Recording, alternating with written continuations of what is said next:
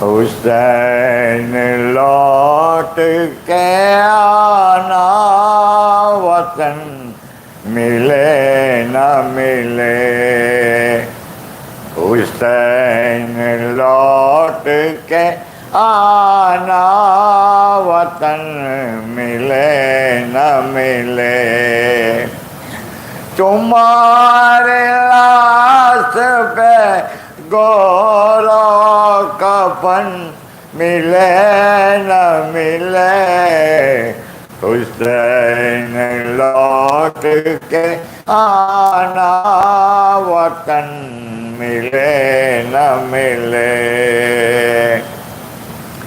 بہن نے اس لیے منظور کی برے نہ سری، بہن نے اس لیے منظور کی برے نہ سری، نہ جانے بھائی کے تن کو کفن ملے نہ ملے، حسین لوٹ کے آنا وطن ملے نہ ملے،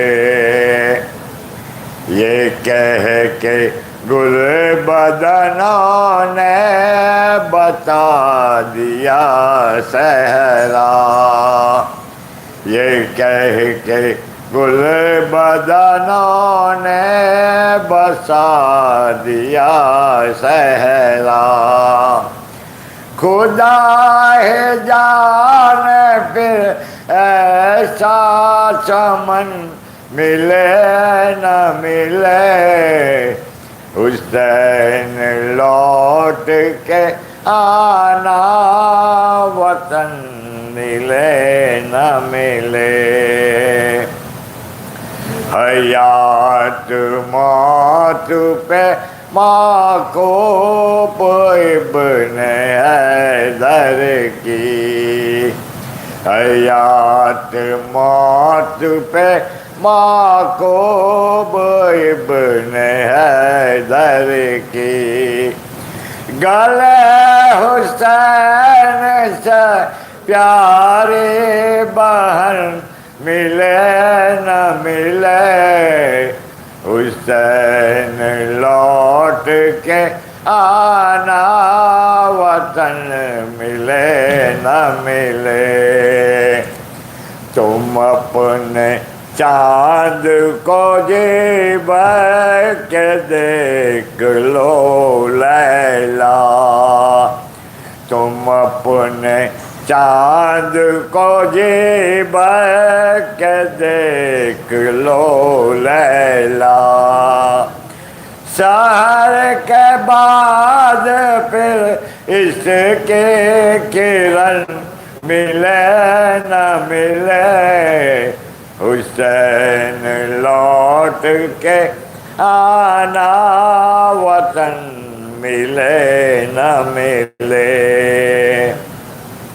کہا حسین نے آ کر گلے سے لگ جاؤ، کہا حسین نے آ کر گلے سے لگ جاؤ، پلٹ کے آنے کی محالات بہن ملے نہ ملے، حسین لوٹ کے آنا وطن ملے نہ ملے، تمہارے لاش پہ گورو کفن ملے نہ ملے، حسین لوٹ کے آنا وطن ملے نہ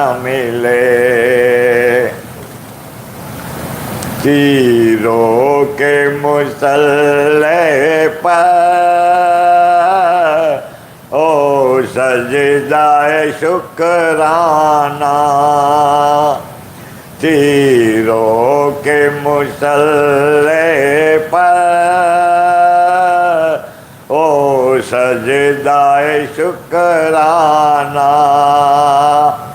شبیر نے سکھلایا اسلام پہ مر جانا تیروں کے مسلح پر او سجدہ شکرانہ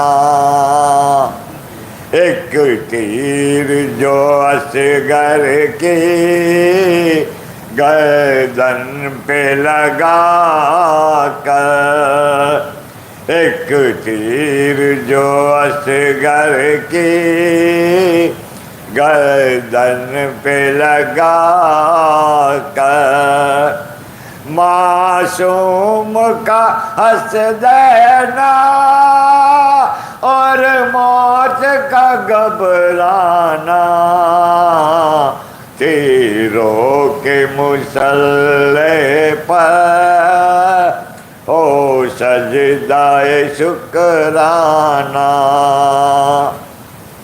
میت علی اصغر کی ہاتھوں پہ اٹھا بولے میت علی اصغر کی ہاتھوں پہ اٹھا بولے اللہ تیرے آگے ہے شبیر کا نذرانہ تیروں کے مسلح پر او سجدہ شکرانہ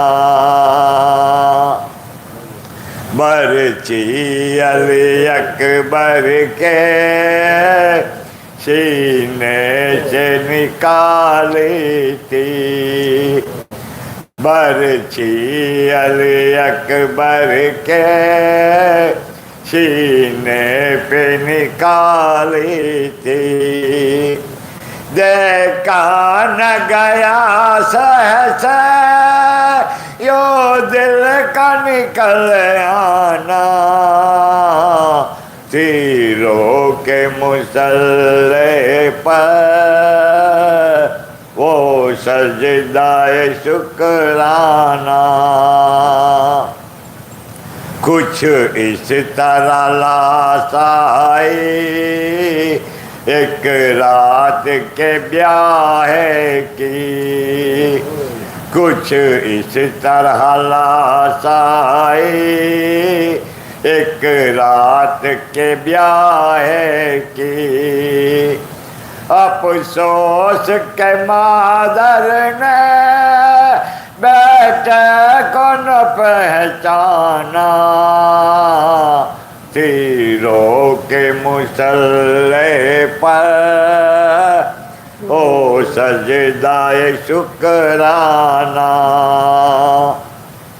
لوگوں کو نہ بھولے گی عباس وفا تیری لوگوں کو نہ بھولے گی عباس وفا تیری پانی کے بچانے میں ہاتھوں کا چلا جانا تیروں کے مسلح پر او سجدہ شکرانہ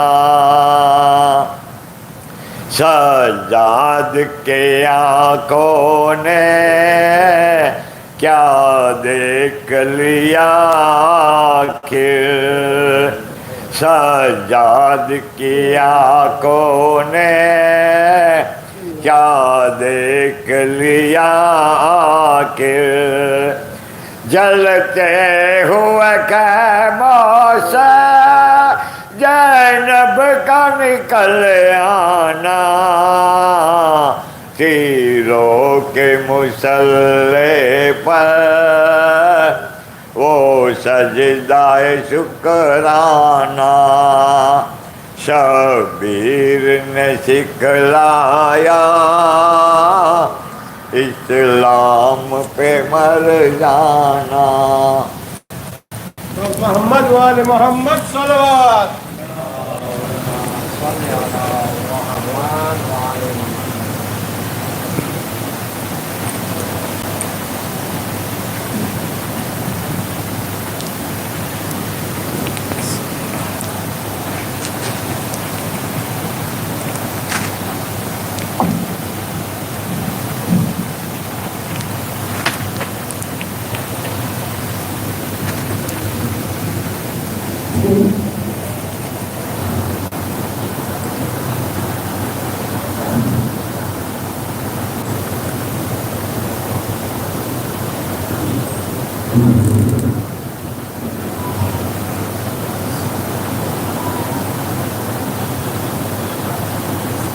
فاتحہ.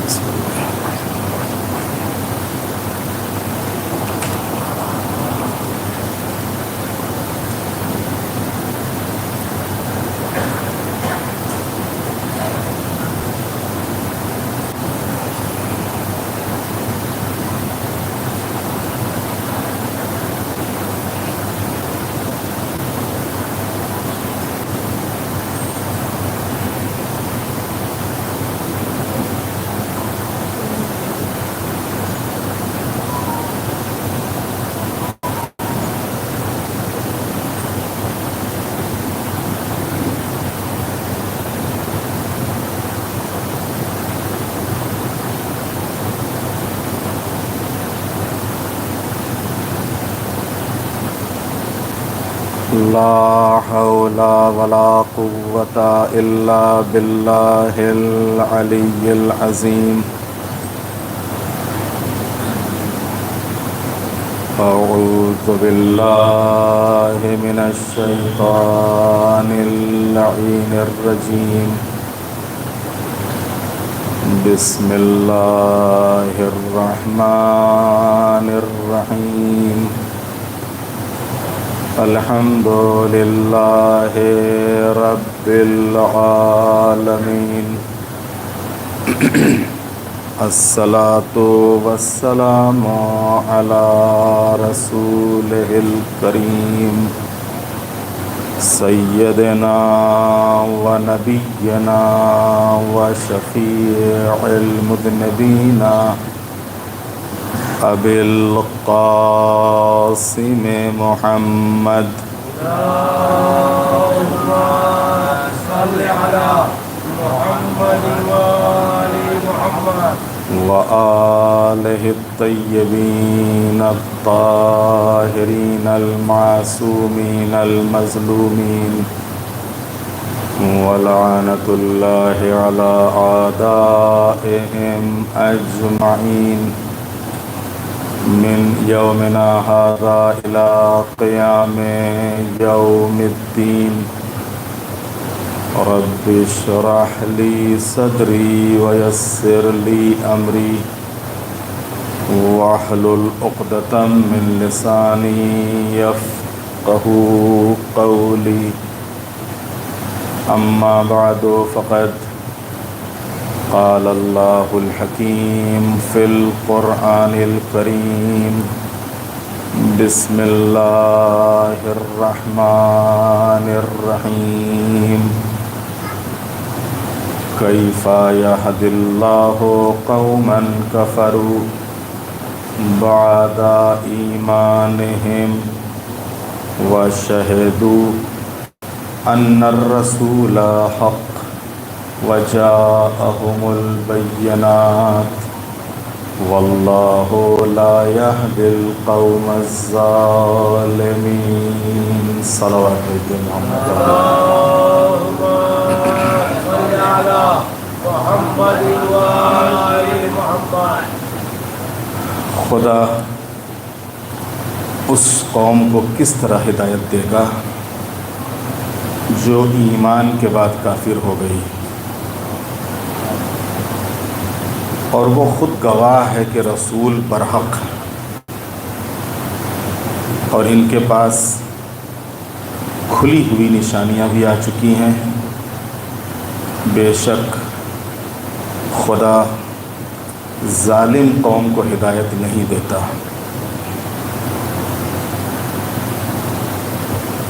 رمضان المبارک کے اس دوسرے عشرے میں گفتگو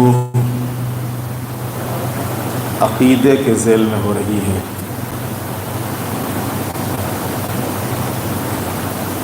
اور کل کی مجلس میں جس سوال کا جواب آپ کی خدمت میں پیش کیا تھا وہ یہ کہ قرآن مجید میں 12 اماموں کے نام کیوں نہیں ہیں۔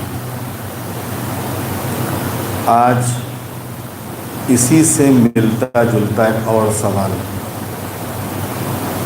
اگر امامت اصول دین میں ہے اور اصول دین کی ایک اصل، ایک بنیاد ہے، تو قرآن میں اس بارے میں کوئی بات کیوں نہیں کی گئی اور صاف صاف اس مسئلہ امام کیوں بیان نہیں کیا گیا؟ اس سوال کے ذیل میں کیونکہ یہ جو اکثر سوال ہوتے ہیں یہ شک شبہے کے طور پر کبھی کبھی جو الگ الگ مکتبہ فکر ہیں، الگ الگ نظریوں کے افراد ہیں، ان کی طرف سے یہ سوال قائم کیے جاتے ہیں۔ اس کے جوابات تفصیل کے ساتھ علماء نے تفسیروں میں اور کلام کی کتابوں میں دیے ہیں۔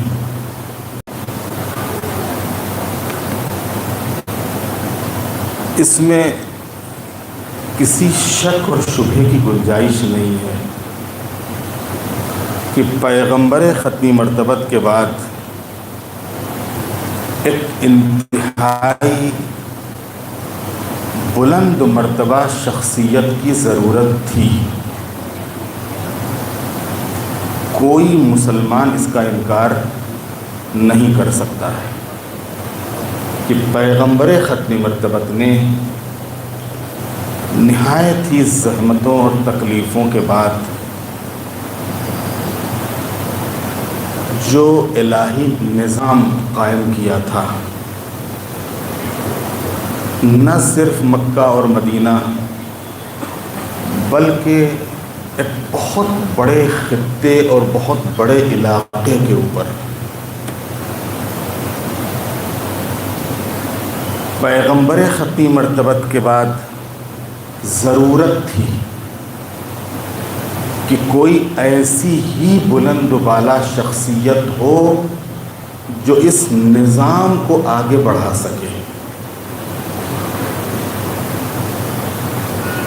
اس لیے کہ اگر کوئی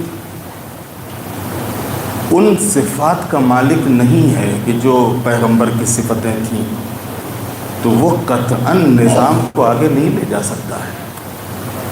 اس میں خرابیاں پیدا ہو جائیں گی، اس میں برائیاں پیدا ہو جائیں گی، اس میں انحرافات پیدا ہو جائیں گے۔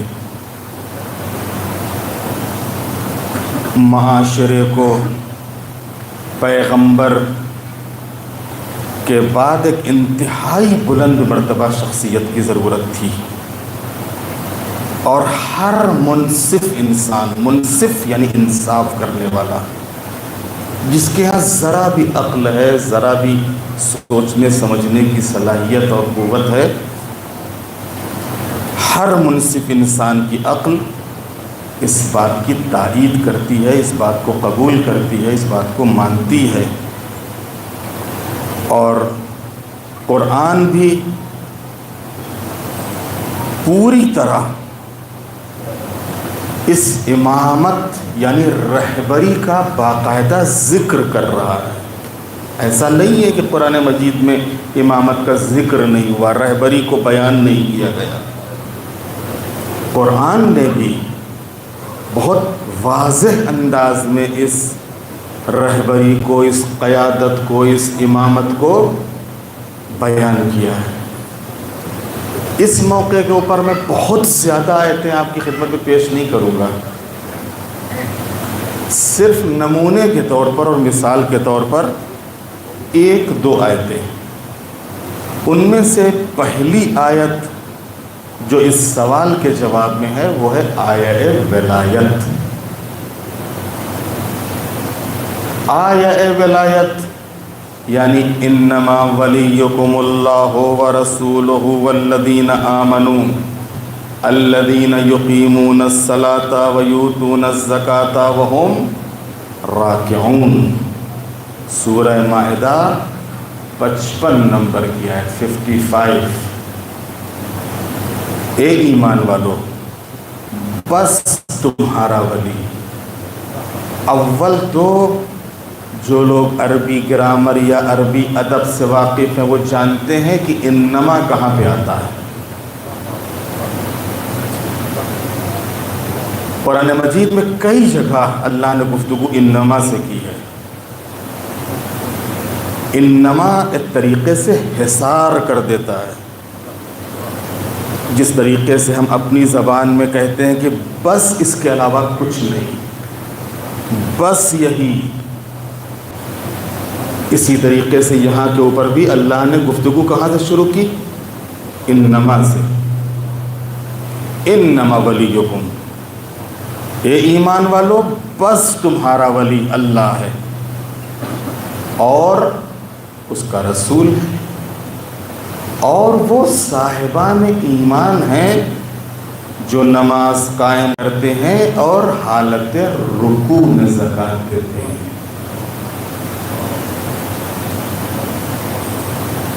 اب اس آیت کی جو شان نزول ہے، اس شان نزول کے سلسلے میں مفسرین نے الگ الگ واقعات بیان کیے ہیں، لیکن کیا کریں، مجبوری ہے، اس کے بیان کیے بغیر رہ ہی نہیں سکتے ہیں، اس لیے کہ اللہ نے ایک ایسی قید لگائی ہے اس آیت میں، اور وہ ہے رکوع میں زکوٰۃ دینے والی۔ لہذا کوشش تو بہت کی گئی، کھینچ تان کے کہیں سے بھی اس کو کسی کے اوپر بھی فٹ کر دیا جائے اور کسی بھی طریقے سے اس آیت کا مصداق علی کو نہ قرار دیا جائے، لیکن کیا کریں، پوری تاریخ میں سوائے امیر المومنین کے کوئی ہے ہی نہیں کہ جس نے حالت رکوع میں زکوٰۃ دی ہو، اور اس کو تمام مسلمانوں نے قبول کیا ہے، اور یہ بھی مانا ہے کہ علی کی نماز کے اوپر کوئی اثر نہیں پڑا۔ علی نے حالت رکوع میں زکوٰۃ دی، لیکن علی کی نماز کے اوپر کوئی فرق نہیں پڑا، اور علی نے زکوٰۃ بھی دے دی۔ اور اس شان نے زکوٰۃ کو دیکھ کر، اس شان عطا اور بخشش کو دیکھ کر علی نے اللہ نے علی کا قصیدہ بھی پڑھ دیا، اور یہ آیت بھی نازل کر دی کہ بس اللہ کا ارادہ یہ ہے، اے ایمان والو، بس تمہارا ولی اللہ ہے اور اس کا رسول، اور صاحبان ایمان میں وہ کہ جو نماز قائم کرتے ہیں اور حالت رکوع میں زکوٰۃ دیتے ہیں۔ جو سب سے مشہور واقعہ جو تقریباً ہمارے یہاں بھی تقریباً تمام تفسیروں میں اور دوسرے فرقوں کی تفسیروں میں بھی آپ کو یہ واقعہ ملے گا کہ پیغمبر نماز ادا فرما رہے ہیں، اور ساتھ ہی ساتھ دوسرے نمازی بھی ہیں، انہی نمازیوں میں مولا امیر المومنین بھی ہیں جو پیغمبر کے ساتھ نماز ادا فرما رہے ہیں، اور دروازے پہ ایک سائل آ کر سوال کرتا ہے. جب سوال کرتا ہے تو ظاہر سی بات ہے کہ مسجد میں سب نماز پڑھیں، نماز پوری ہو، نمازی نکلیں تو اس قائل کے سوال کو پورا کریں. نہ جانے کتنی مرتبہ آپ نے دیکھا ہوگا یہاں کے اوپر بھی جمعے کے دن، عید کے دن، باقی اور دوسرے دنوں میں نماز کے اوقات میں سائل دروازے کے باہر آ جاتے ہیں، دروازے پہ کھڑے ہو جاتے ہیں، نماز ہوتی رہتی وہ سوال کرتے رہتے ہیں. نماز ہوتی رہتی ہے اور وہ سوال کرتے رہتے ہیں، اللہ کے نام پر، رسول اللہ کے نام پر، مولا کے نام پر، امام حسین کے نام پر کچھ دیتے جاؤ، کچھ دیتے جاؤ، کچھ دیتے جاؤ. لیکن ہوتا کیا ہے، یا تو نمازی جب آنے لگتا ہے تب کچھ دے دیتا ہے، یا کچھ جانے لگتا ہے تب کچھ دے دیتا ہے. نماز کے عالم میں تو کوئی کچھ نہیں دیتا، نماز کی حالت میں تو کچھ کوئی نہیں دیتا. بس دروازے کے اوپر سائل کھڑا ہوا ہے اور پیغمبر نماز پڑھا رہے ہیں، لوگ نماز پڑھ رہے ہیں، انہی نمازیوں میں مولا علی بھی ہیں. سائل کو کچھ نہیں ملا. اچھا سائل بھی کیسا جلد باز تھا، ارے تھوڑا صبر کر لیتا، تھوڑا رک جاتا، نماز ختم ہو جاتی، نمازی باہر نکلتے، کوئی نہ کوئی اس کا سائل کا سوال پورا ہی کر دیتا. لیکن وہ بھی کیسا جلد باز تھا، اس نے سوال کیا، نماز ہو رہی تھی، سوال پورا نہیں ہوا. سوال پورا ہو تو کیسے ہو، نمازی نماز ختم ہو، نمازی نکلے تو سوال پورا ہونا. اب جب سوال پورا نہیں ہوا تو اس نے فریاد کر دی اللہ کی بارگاہ میں، اور اللہ کی بارگاہ میں اس نے شکوہ کیا کہ معبود تیرے در سے خالی، لوگوں کے گھروں پہ جانے تو کوئی بات نہیں، لیکن تیرے دروازے پہ آیا اور تیرے دروازے پہ آ کے سوال کیا، تیرے دروازے پہ آ کے مانگا اور تیرے دروازے سے بھی کچھ نہیں ملا. بس جیسے ہی اس نے یہ جملے اپنی زبان سے جاری کیے، تمام مفسرین نے لکھا کہ مولا امیر المومنین نے اپنی انگشت مبارک کو اشارہ کیا. اچھا کیسا آنکھوں والا تھا، اتنے نمازی ہیں اور کوئی اشارہ کر رہا ہے تو کیا معلوم کدھر اشارہ کر رہا ہے، کس کو اشارہ کر رہا ہے، کس لیے اشارہ کر رہا ہے. لیکن یہ بھی بڑا سمجھدار تھا، یہ جو سائل تھا یہ بھی بڑا ہوشیار تھا. جیسے ہی مولا نے اشارہ کیا یہ قریب آیا اور اس نے انگوٹھی لے لی اور انگوٹھی اتار کے چلا گیا. اس شان عطا کو قدرت نے جو دیکھا تو پیغمبر خطی مرتبت کی خدمت میں، کیونکہ ظاہر سی بات ہے کہ دیکھیے یہ ایک ابھی سوال آئے گا انشاءاللہ ان مجلسوں میں کہ اللہ کے علاوہ جو اولیاء الہیہ، انبیاء اور مرسلین ہیں وہ علم غیب کے مالک ہیں کہ نہیں ہیں، اور اگر غیب کے مالک ہیں تو کس حد تک ہیں. یہ ایک سوال آئے گا انشاءاللہ، اس کا جواب دیا جائے گا. پیغمبر ختمی مرتبت کو نماز کے حالت ہی میں خبر ہو گئی کہ آج علی نے ایسے بھی زکوٰۃ دی ہے.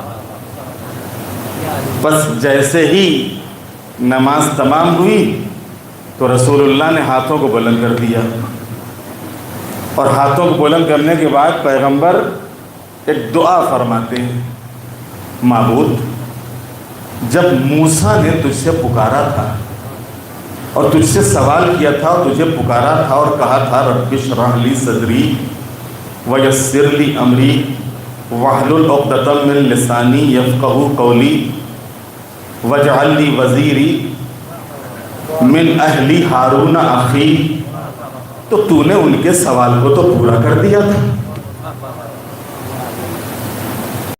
ہارون کو تو ان کا وزیر بنا دیا تھا. انا نبیک و صفیک، میں بھی تو تیرا نبی ہوں، میں تو نبیوں کا سردار ہوں، میں تو تیرا خاص ہوں. صفیک، میں تو تیرا خاص ہوں.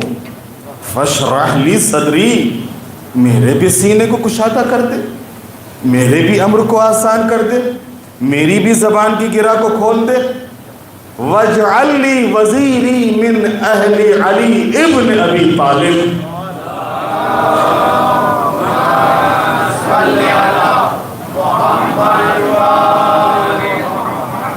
اور میرے اہل میں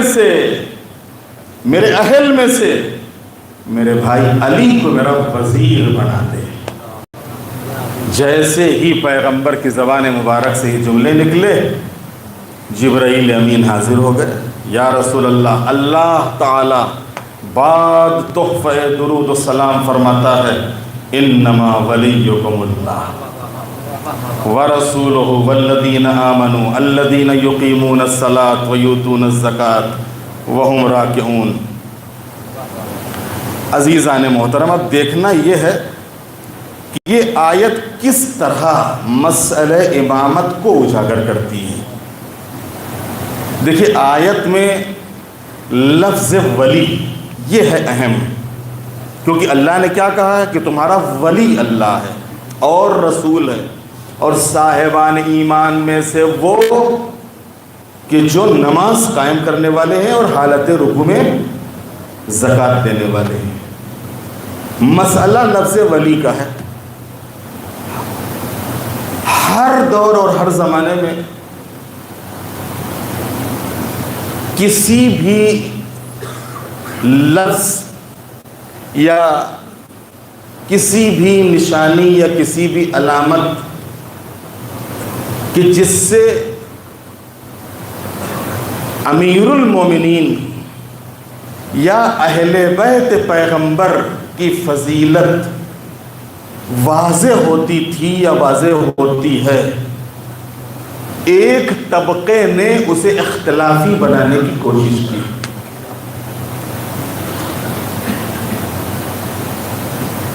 اور یہ کام باقاعدہ پلاننگ کے ساتھ ہوا ہے، یہ ایک سوچی سمجھی اسکیم کے تحت ہوا ہے۔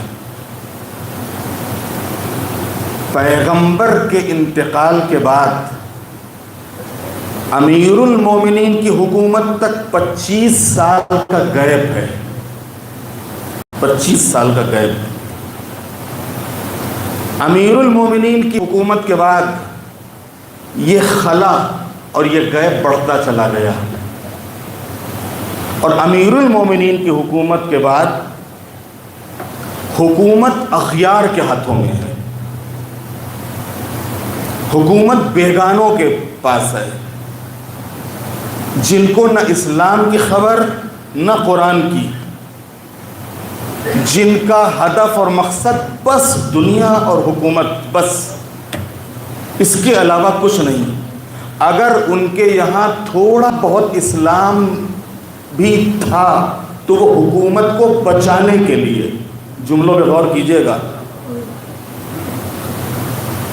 اسلام یا وہ مسلمان خود دل سے نہیں تھے،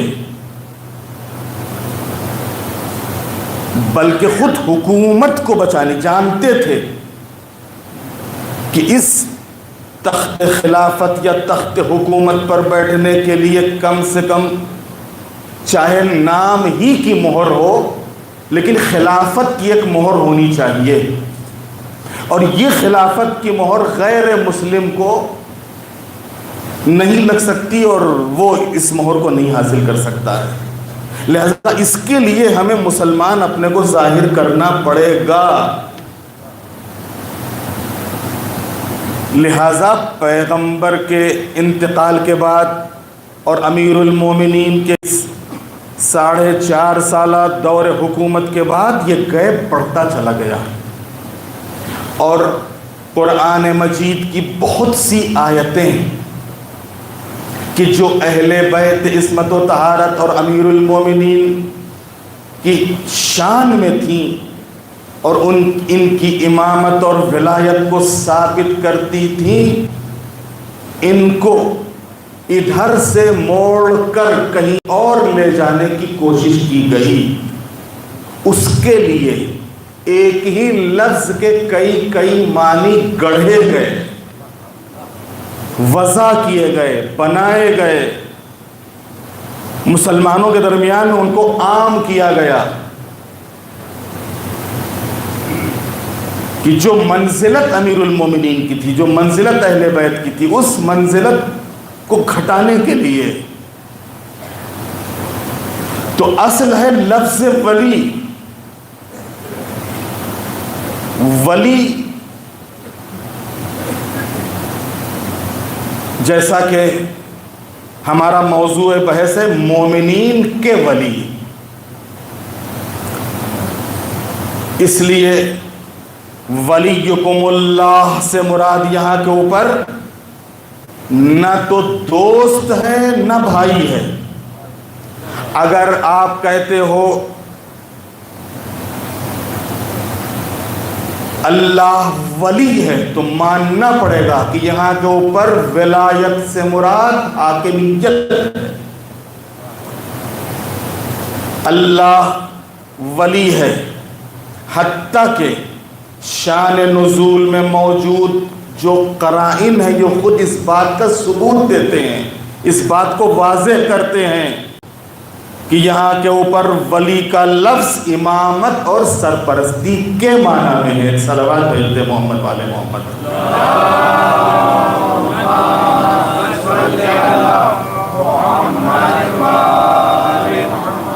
اب اگر بالفرض یہ مان لیا جائے کہ اس کا مطلب محب یا ناصر جیسا کہ گڑھے گئے اس کے معنی، تو اس وقت اس مقام کو 3 اشخاص سے مربوط کرنا اور نسبت دینا بے معنی ہو کر رہ جائے گا، کیونکہ اس میں 3 مناسبتیں ہیں نا، ایک اللہ، ایک رسول اور صاحبان ایمان میں وہ کہ جو نماز قائم کرنے والا اور حالت رکوع میں زکوٰۃ دینے والا، تو تینوں کے لیے الگ الگ معنی بیان کرنا پڑیں گے۔ جبکہ جب لفظ ایک ہے ولی، تو ایک ہی ولی ایک ہی آیت میں تینوں کے لیے الگ الگ نہیں ہوگا، تینوں کے لیے ایک ہی معنی میں آئے گا۔ جس معنی میں ولی اللہ کے لیے ہے اسی معنی میں ولی رسول اللہ کے لیے ہے، اور اسی معنی میں ولی اس کے لیے ہے جو حالت رکوع میں زکوٰۃ دینے والا ہے۔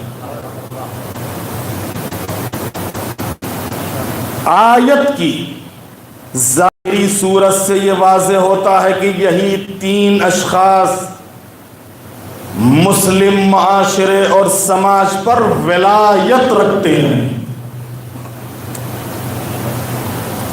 اور اس صورت میں لازمی ہے کہ وہ اگر جو ولایت رکھتا ہے اس گروہ کے علاوہ جو ان کی ولایت کو قبول کرے۔ ظاہر سی بات ہے کہ جب ولایت ہے تو سامنے والا کہ جس کے سامنے بیان ہو رہی، کس لیے بیان ہو رہی ہے؟ اگر آپ قرآن کو مانتے ہو، اللہ کے کلام کو مانتے ہو، تو پھر اللہ کی ولایت کو ماننا پڑے گا، اللہ کی ولایت کو تسلیم کرنا پڑے گا۔ اگر ہم ولی مسلمانوں کے رہبر اور رہنما کے معنی میں استعمال کریں تو یہ دونوں گروہ خود بخود ایک دوسرے سے جدا ہو جائیں گے، لیکن اگر ہم اس لفظ کو دوست یا یاور کے معنی میں استعمال کریں تو یہ دونوں گروہ ایک ہی ہو جائیں گے، کیونکہ تمام لوگ ایک دوسرے کے دوست اور ناصر اور مددگار ہوں گے۔ یعنی ولی، اگر آپ اللہ، رسول اور امام کو تینوں کے بارے میں کہہ رہے ہو تو یہ تینوں تو ایک دوسرے کے ولی ہو جائیں گے، تینوں تو ایک دوسرے کے دوست ہو جائیں گے۔ لیکن اگر خطاب امت سے ہے، اگر خطاب امت سے ہے تو امت تینوں کی دوست یا تینوں کی ناصر قرار پا سکتی ہے۔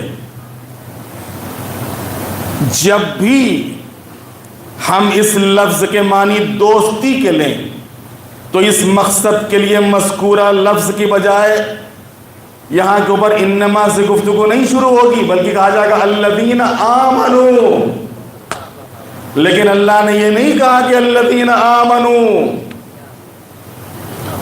اے وہ لوگ کی جو ایمان لائے، اللہ تمہارا دوست ہے اور رسول تمہارا دوست ہے اور صاحبان ایمان تمہارے دوست ہے۔ انما ولیکم الذین آمنوا کہہ کر خطاب نہیں ہے، انما ولیکم اللہ کہہ کر خطاب ہے۔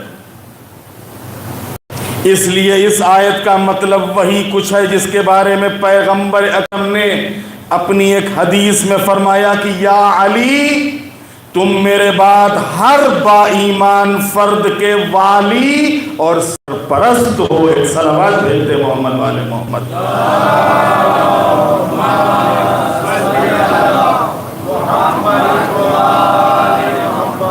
اور یہ جو ہے میرے بعد، یہ خالی شیعوں نے نہیں بیان کیا، مسلمانوں کی صحیح کتابوں میں بالکل صحیح حدیث.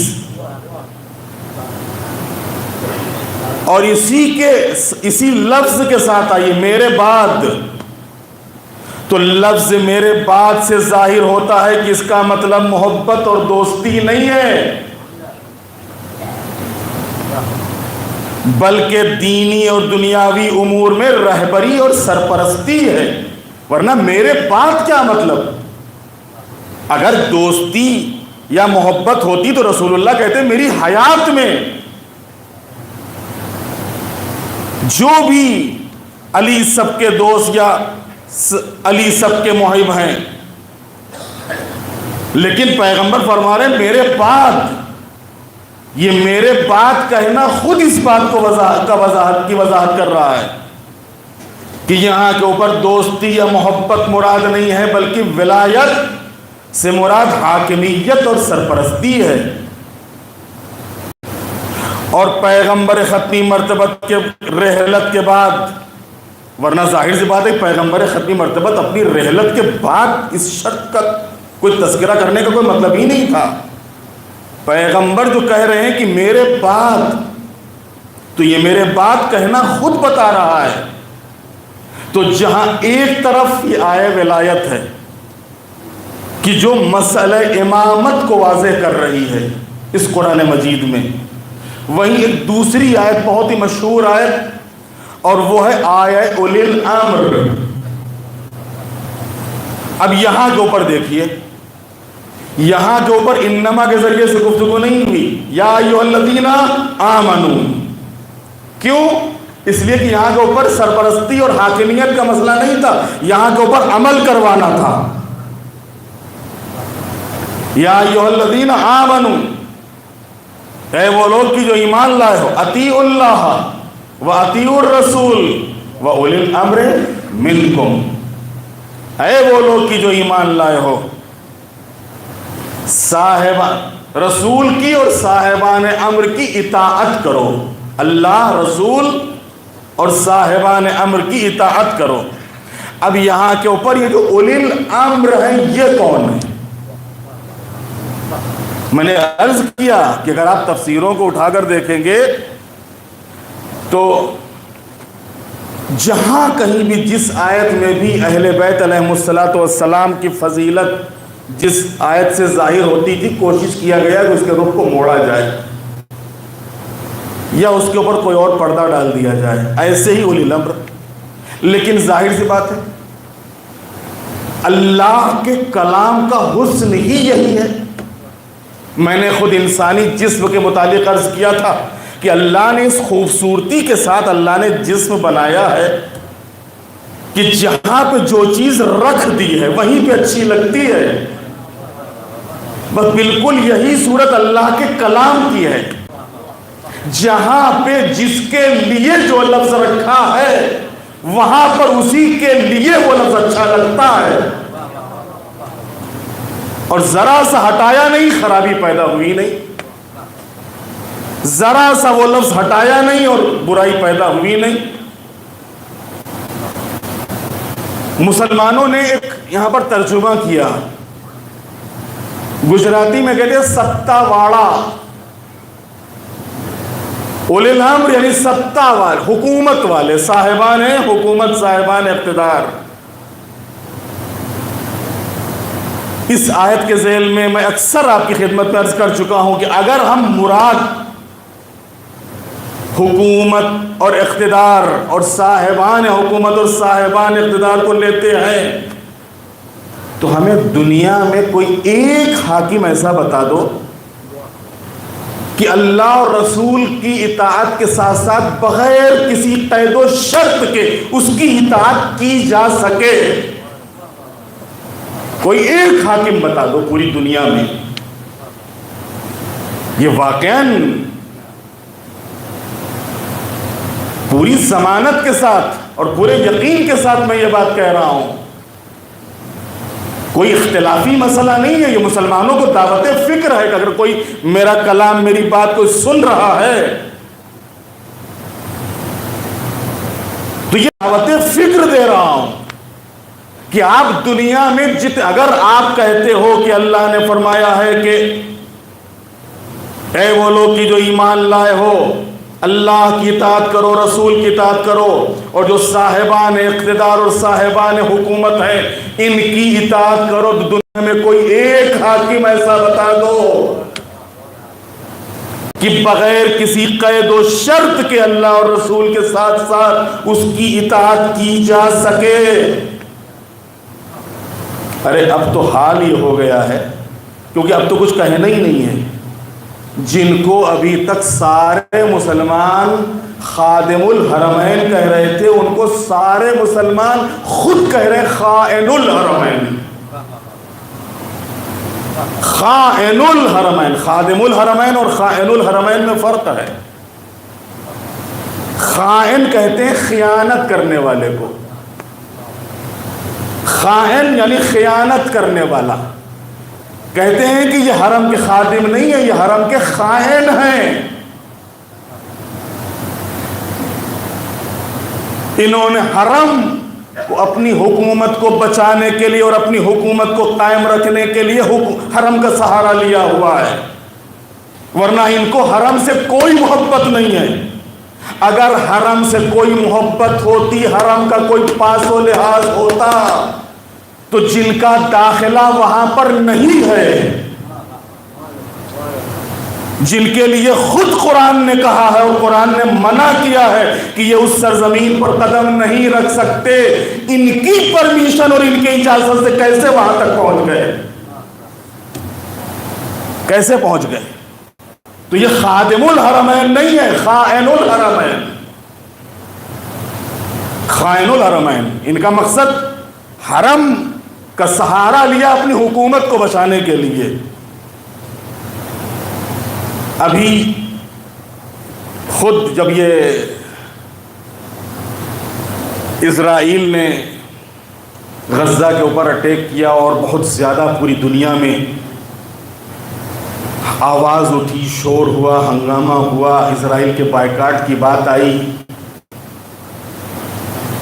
تو خادم الحرمین تو جانے دیجئے، امام الحرمین جو صاحب ہیں، امام الحرمین، تو جب امام الحرمین اطاعت کے لائق نہیں ہے تو خادم الحرمین کہاں سے ہو جائے گا اطاعت کے لائق؟ امام الحرمین۔ اس نے کہا کہ نہیں، یہ حرم کی جو سرزمین ہے اور اس کی حرمت کے خلاف ہے، یہاں پر کوئی نعرہ لگانا اور کسی کے لیے یہاں کے اوپر بد دعا کرنا، یعنی جو آپ لعنت بھیجتے ہو یا مرد آباد کہتے ہو، تو یعنی مرد آباد کہنا یا لعنت بھیجنا یہ حرم کے اس حرمت کے خلاف ہے۔ جس حرم کی حرمت کو بچانے کے لیے پورا سورہ برات نازل ہوا، پورا سورہ برات اسی حرم کو بچانے کے لیے، اسی حرم کی حرمت کو بچانے کے لیے، اور اسی حرم کا امام کہہ رہا نا یہ اس کی حرمت کے خلاف ہے، اور آپ جو حاکم ہے اس کی بات کو مانو، اس لیے اگر اس کی بات نہیں مانو گے تو قرآن کے خلاف کرو گے، یہی سہارا۔ دیکھا نا، آپ گناہ کے مرتکب ہوگے، آپ اللہ کے مقابلے میں آ جاؤ گے، اس لیے کہ اللہ فرما رہا ہے یا ایھا الذین آمنوا اطیعوا اللہ واطیعوا الرسول واولی الامر منکم، کہ اے وہ لوگ کی جو ایمان لائے ہو، اللہ کی اطاعت کرو، رسول کی اطاعت کرو، اور تم میں جو صاحبان حکومت ہیں ان کی اطاعت کرو۔ تو یہاں کے اوپر تو وہی امام حسین کا جملہ یاد آ رہا ہے کہ جس وقت مروان ملا تھا اور اس نے کہا تھا کہ بیعت قبول کر لیجئے، اس میں آپ کی دنیا کی بھی بھلائی اور آخرت کی بھی بھلائی ہے، تو امام نے فرمایا تھا ایسے اسلام کو دور سے سلام، کہ جس کا حاکم یزید جیسا ہو. حقیقت میں یہاں کے اوپر بھی ان خادم الحرمین اور امام الحرمین کی خدمت میں یہی کہنے کا دل چاہ رہا ہے. ایسے اسلام کو دور سے سلام کہ جس کا حاکم ایسا ہو کہ جس کو مکے کا پاس نہ ہو، مدینے کا لحاظ نہ ہو، اس رسول اللہ کی سرزمین کا پاس و لحاظ نہ ہو، اور وہاں کے اوپر ایسے اسباب، ایسے آلات، ایسے لہو و لعب کہ آلات فراہم کیے جا رہے ہوں کہ جن کی صریحی طور پر قرآن نے مذمت کی ہے، منع کیا ہے، حرام کیا ہے، اور انہی سرزمین کے اوپر آج ان کو بڑھاوا دیا جا رہا ہے. تو غور فرمایا آپ نے.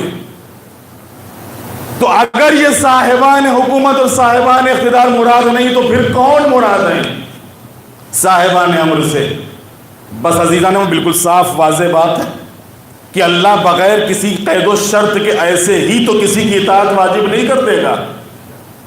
میں نے کسی موقع کے اوپر آپ کی خدمت میں مثال پیش کی تھی اور پھر وہی مثال دے دوں کہ دیکھیں ہمارے ہاں تقلید واجب ہے کہ نہیں ہے؟ تقلید واجب ہے کہ نہیں ہے؟ سب کے اوپر تقلید واجب ہے. جو بھی مکلف ہے، جو بھی بالغ ہے، اس کے اوپر تقلید واجب ہے. کس کی تقلید؟ کا مجتہد کی. فقیہ، کیا ہر مجتہد کی تقلید ہوگی؟ کیا ہر فقیہ کی تقلید ہوگی؟ کہا نہیں. جس کے اندر وہ شرطیں پائی جائیں، جس کے اندر وہ شرطیں کیا ہیں؟ کہ وہ جو 11ویں امام نے بیان کی ہیں: من کان من الفقہاء سائلا لنفسه حافظا لدینه مخالفا لہواہ مطیعا لامر مولا فللعوام ان یقلدوا. جس کے اندر یہ شرطیں پائی جاتی ہوں، جو خواہشات سے ٹکرانے والا ہو، جو اپنے دین کی حفاظت کرنے والا ہو، جو اپنے مولا کے حکم کا تابع اور پابند ہو، ایسے فقیہ کی. لیکن جو دنیا کا حریص ہو، جو اپنے نفس کا اسیر ہو، اگر وہ مجتہد بھی ہو جائے، فقیہ بھی ہو جائے، تو اس کی تقلید نہیں ہوگی. مجتہد ہونے کے ساتھ ساتھ یہ کوالٹی ہونا چاہیے، یہ صفتیں ہونا چاہیے، یہ علامتیں ہونا چاہیے، تب ایسے مجتہد اور فقیہ کی تقلید ہوگی. تو بس عزیزان محترم، اگر مثال واضح ہو گئی تو عرض کروں کہ اللہ نے یہاں کے اوپر بغیر کسی قید و شرط کے، اگر یہ عام افراد ہوتے تو اللہ کوئی نہ کوئی قید و شرط لگاتا. لیکن یہ قید و شرط کا نہ لگانا، یہ خود اس بات کی دلیل ہے کہ جس معنی میں اور جس لحاظ سے اللہ کی اطاعت ہے، جس معنی میں اور جس لحاظ سے رسول اللہ کی اطاعت ہے، جس معنی میں اور جس لحاظ سے اسی معنی اور اسی لحاظ سے صاحبان امر کی اطاعت ہے، لہذا ماننا پڑے گا یہ صاحبان امر، یہ عام مخلوق اور عام افراد نہیں ہے. ورنہ بغیر کسی قید و شرط کے اللہ ان کی اطاعت کو واجب نہ کرتا. اس کا مطلب ہی ہے کہ یہ بھی ایسے ہی معصوم عن الخطا ہیں کہ جس طریقے سے اللہ کا رسول، جس طریقے سے اللہ کا نبی اور جس طریقے سے اللہ کی اطاعت واجب، رسول اللہ کی اطاعت واجب، کیونکہ یہ معصوم عن الخطا ہے لہذا ان کی بھی اطاعت واجب. ایک صلوات بھیج دے محمد والے محمد.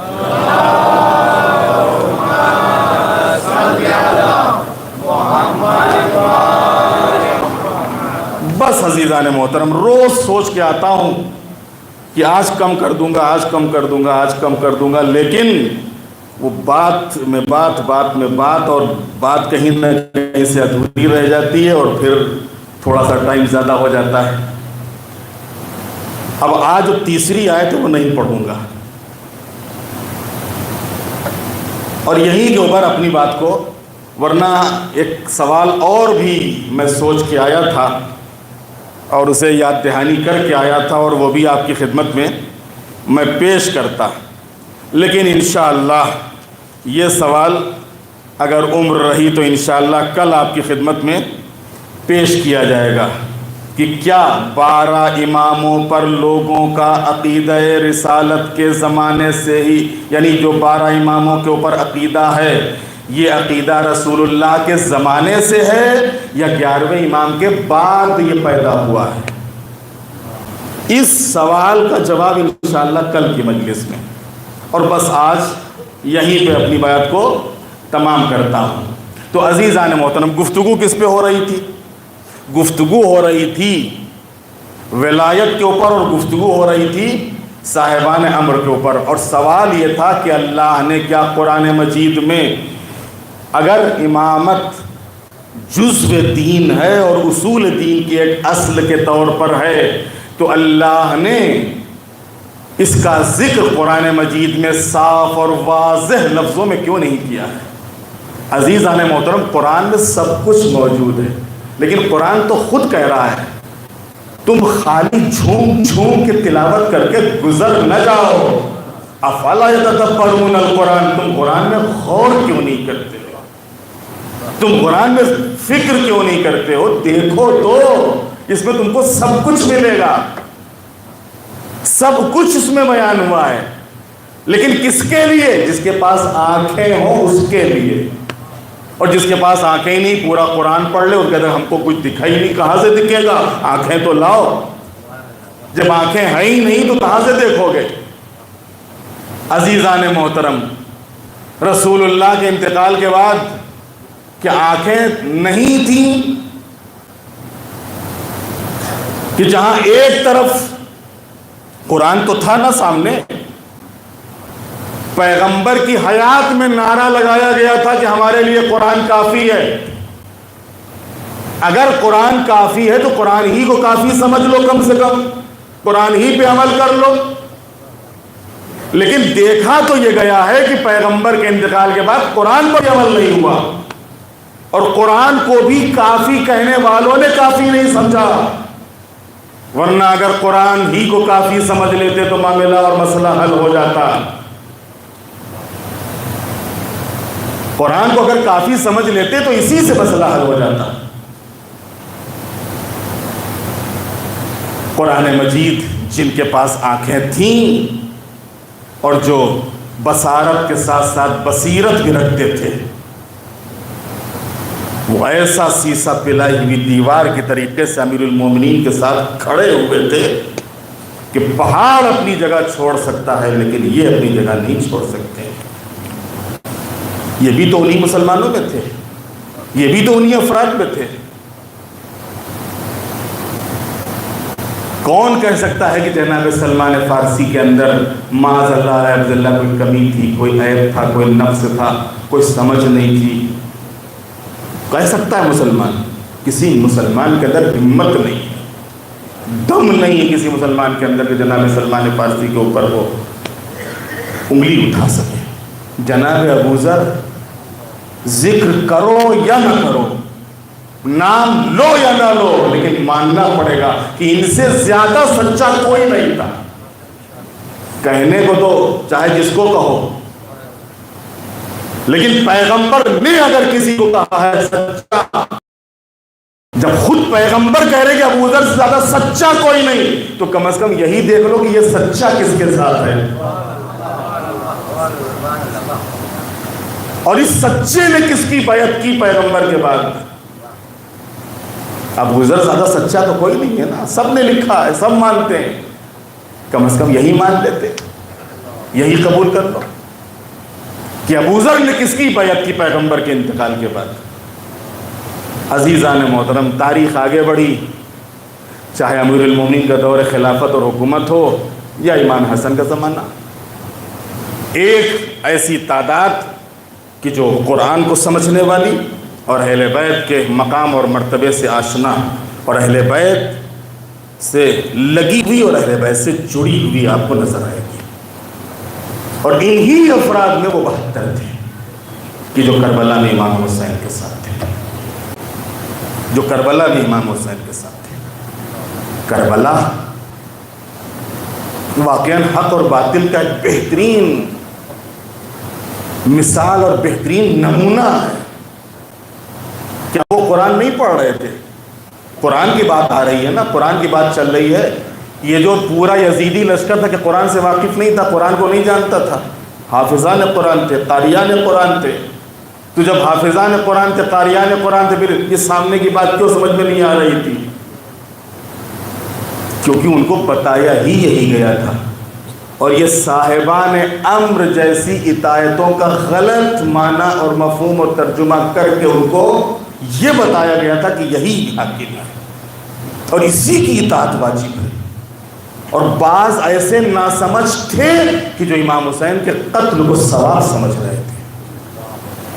اللہ باللہ، ثواب سمجھ رہے تھے، یہ ثواب کا کام ہوگا، اس لیے کہ حاکم کی اطاعت میں ہم نے یہ کام کیا ہے. اللہ باللہ. ہم کہتے ہیں چلیے اچھا ٹھیک، اگر کسی بھی صورت میں چلو ٹھیک ہے، اس آیت سے تم نے کیا بھی اور اس کا جواز تم پیش کرتے ہو، تو یہ کہاں لکھا ہوا ہے کہ بچوں پر پانی برکت ہو؟ یہ کون سی اسلام کی تعلیم ہے کہ خیموں کو جلا دو، مال و اسباب کو لوٹ لو، اہل حرم کے سروں سے چادریں اتار لو؟ یہ کون سے اسلام کی تعلیم ہے؟ یہ کون سا دین ہے؟ عزیزو، کہتے ہیں عاشور کا دن جس وقت نمودار ہوا ہے، اصحاب اور انصار شہید ہو چکے، گود کے پالوں کی باری آئی، امام کے سامنے بہت ہی سخت منزل تھی، اور وہ تھی حسین کے جوان کا حسین سے اجازت طلب کرنا. حسین کے جوان کا حسین کے سامنے آ کر کہنا، بابا اب ہمیں بھی مقتل کی اجازت دیجیے.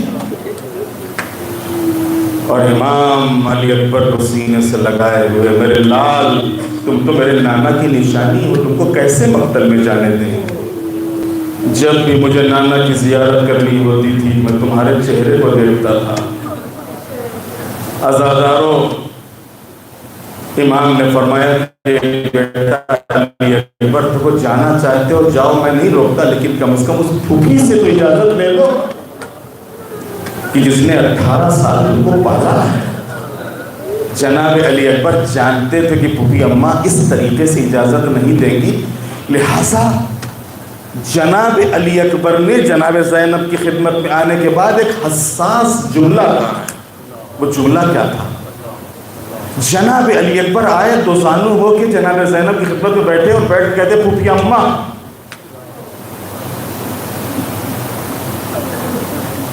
بابا کا فدیہ کیا چیز ہو سکتی ہے؟ اس سوال کر رہے جناب زینب سے. جانتے ہیں کہ پھوپھی بابا کو یعنی امام حسین کو بہت چاہتی ہے اور ہر چیز کو حسین کے اوپر قربان کر دیں گی، لہذا کہتے ہیں کہ پھوپھی اماں یہ بتائیے کہ بابا کا فدیہ کیا ہو سکتا ہے؟ جناب زینب کہتی ہیں کہ کوئی شے نہیں ہے، جو بھی ہے سب فدیہ، ہم سب کچھ دے دیں گے، لیکن اپنے بھائی کو ہم اپنے سے جدا ہوتا ہوا برداشت نہیں کریں گے. کا پھر ایک مرتبہ جناب علی اکبر کہتے ہیں کہ پھوپھی اماں بابا اکیلے رہ گئے ہیں. بابا اگر پھوپھی اماں بس اب مجھے فدیے کے طور کے اوپر، بابا کے فدیے کے طور پر میدان میں جانے دیجئے. کہتے ہیں کہ جناب زینب نے سینے سے لگا لیا، بیٹا علی اکبر کیا اسی دن کے لیے تم کو پالا تھا؟ جیسے ہی جناب علی اکبر کے رخصت ہونے کی بات آئی ہے اور کہتے ہیں جناب علی اکبر خیمے سے نکلنے لگے، ماں نے دامن پکڑ لیا، بیٹا کہاں جا رہے ہو؟ ذرا ادھر آؤ. ام لیلہ نے کہا کہ بیٹا بیٹھ جاؤ، اور جناب علی اکبر کو بٹھال کے ایک مرتبہ زانو پہ علی اکبر کا سر رکھا، سر پہ ہاتھ پھیرا.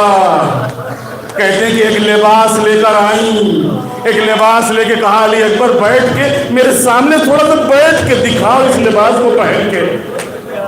علی اکبر تمہارے لیے میری بڑی ارمانیں تھی، میں نے سوچا تھا کہ تمہاری ہی جیسی ایک خوبصورت دلہن لے کر آؤں گی، لیکن اب تم میدان میں جا رہے ہو،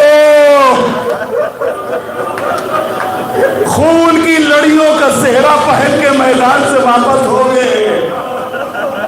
عزاداروں خیمے سے علی اکبر نکلنے لگے ہیں تو کہتے کبھی خیمے کا پردہ اٹھتا تھا, کبھی خیمے کا پردہ گرتا تھا.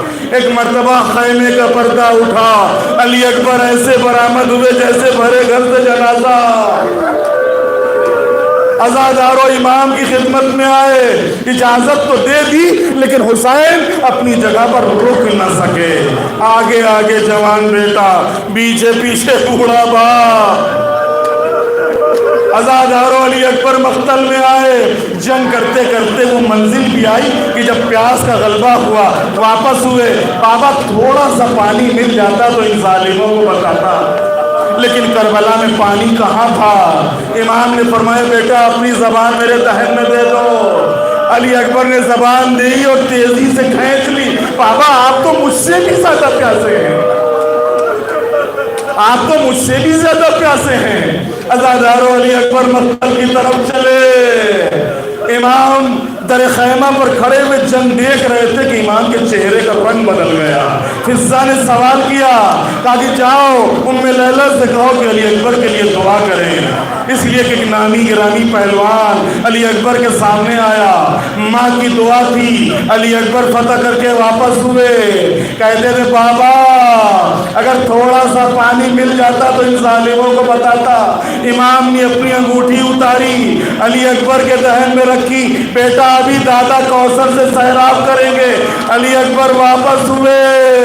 عزاداروں کسی طریقے سے جب ظالموں نے دیکھا کہ علی اکبر کے اوپر قابو نہیں پا رہے ہیں تو ایک مرتبہ نے چھپ کر ایک ایسا نیزہ مارا کہ نیزے کی علی اکبر کے سینے پہ لگی.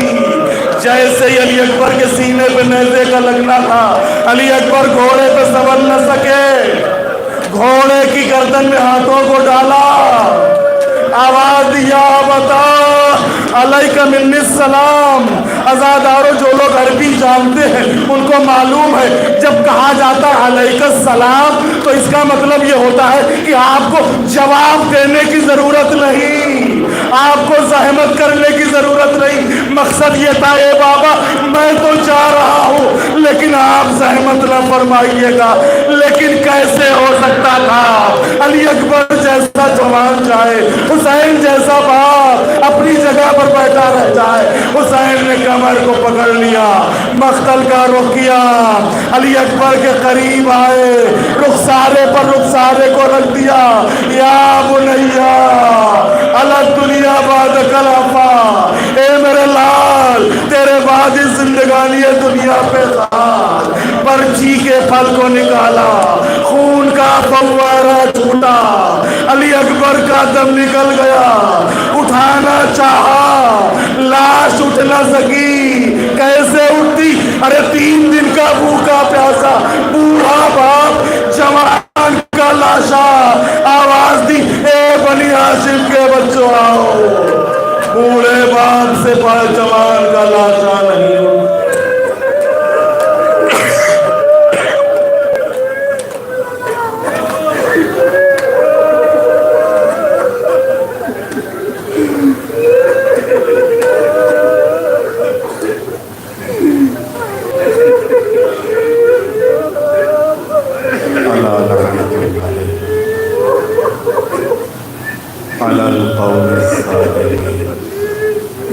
سيعلم الذين ظلموا أيام القلب ينقلبون بحق الزهراء وأبيها وبعالها وبنيها. بار الہ ہمارے اس ذکر کو اپنی بارگاہ میں قبول فرما, ہمارے گناہوں کو معاف فرما, ہماری توفیقات میں اضافہ فرما, پرچم اسلام کو سربلند فرما, پرچم کفر و نفاق کو سرنگوں فرما. معبود مظلوموں کی مدد فرما, ظالموں کا خاتمہ فرما.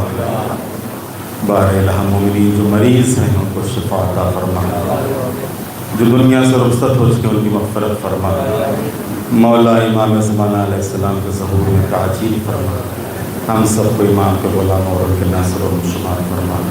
ہم سب کی تمام دینی اور دنیاوی حاجتوں کو پورا فرما وتقبل منا انک انت السمیع العلیم۔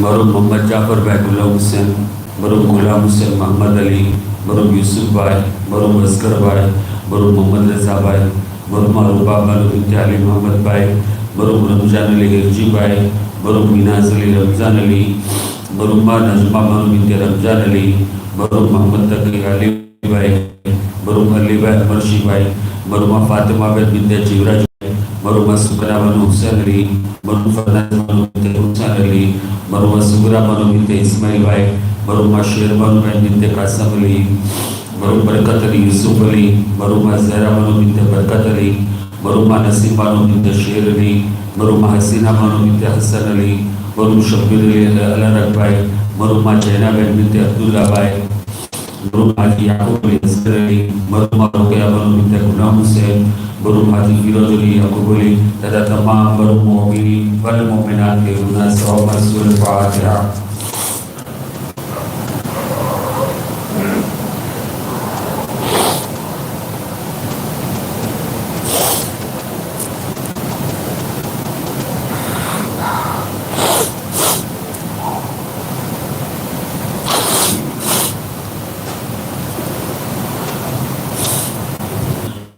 بسم اللہ الرحمن الرحیم اللہم رب شہر رمضان الذی انزلت فیہ الصیام صلی علی محمد وآل محمد وارزقنی حج بیتک الحرام فی عامی ھذا وفی کل عام واغفر لی تلک الذنوب العظام فإنه لا يغفرها غيرك يا رحمن يا الله اللهم صل على محمد وآل محمد بسم الله الرحمن الرحيم اللهم برحمتك في الصالحين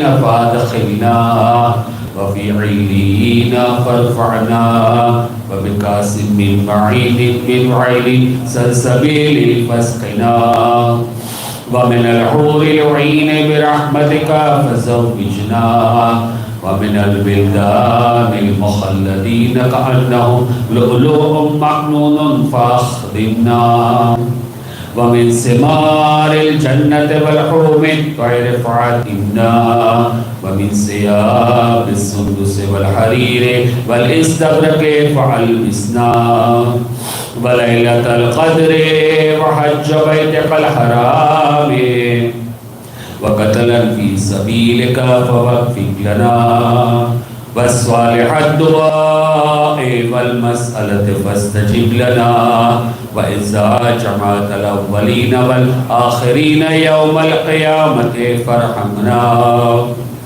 وبراءة من النار فاكتب لنا وفي جهنم فلا تغلنا وفي عذابك وهوانك فلا تبتلنا ومن الزقوم والزري فلا تتعبنا ومن الشياطين فلا تجعلنا وفي النار على وجوهنا فلا تكبنا ومن ثياب النار وسرابيل القطران فلا تلبسنا ومن كل سوء يا لا إله إلا أنت بحق لا إله إلا أنت فنجنا اللهم صل على محمد وآل محمد. ماہ مبارک رمضان ماہ پڑھوانی دیر میلاد نہیں ہوا. بسم اللہ الرحمن الرحیم.